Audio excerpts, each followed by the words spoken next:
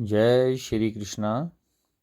आज हम श्रीमद् भगवद गीता जी के प्रथम अध्याय के 44वें एवं 45वें श्लोकों का शुद्ध उच्चारण करेंगे और भावार्थ सहित व्याख्या को भी समझने का प्रयास करेंगे। 44वां श्लोक इस प्रकार से है। उत्सन्नकुलधर्माणां मनुष्याणां जनार्दन नरके नियतं वासो भवतीत्यनुशुश्रुम। 45वां श्लोक इस प्रकार से है। अहो बत महत्पापं कर्तुं व्यवसिता वयं यद्राज्यसुखलोभेन हन्तुं स्वजनमुद्यताः। अर्थात भावार्थ इस प्रकार से है। हे जनार्दन, जिनका कुल धर्म नष्ट हो गया है, ऐसे मनुष्यों का अनिश्चित काल तक नरक में रहना पड़ता है, ऐसा हम सुनते आए हैं।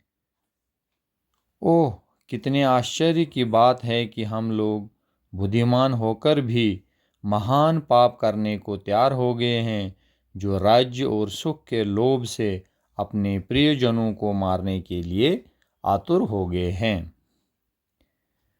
44वें श्लोक की व्याख्या इस प्रकार से है।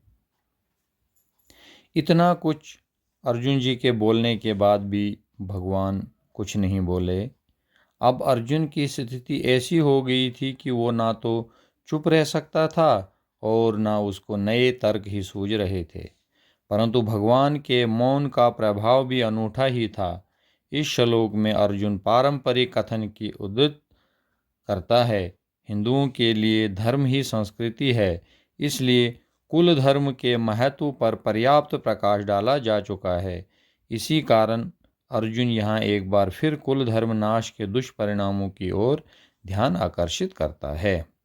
45वें श्लोक की व्याख्या इस प्रकार से है। इस श्लोक में अर्जुन की बौद्धिक निराशा और मन की थकान जो है वो स्पष्ट दिखाई पड़ती है, जो वास्तव में बड़ी दयनीय है।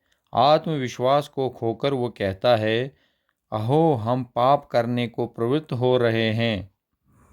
इस वाक्य से स्पष्ट ज्ञात होता है कि परिस्थिति पर अपना प्रभुत्व स्थापित करने के स्थान पर अर्जुन स्वयं उसका शिकार बन गया है।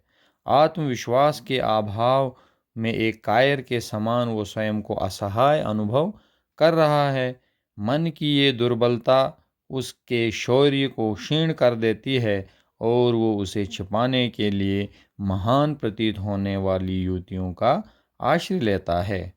युद्ध के लक्ष्य को ही उसने गलत समझा है और फिर धर्म के पक्ष पर स्वार्थ का झूठा आरोप वो केवल अपनी कायरता के कारण करता है। शांति प्रियता का उसका ये तर्क अपनी सामर्थ्य को पहचान कर नहीं, बल्कि मन की दुर्बलता के कारण है। जय श्री कृष्णा।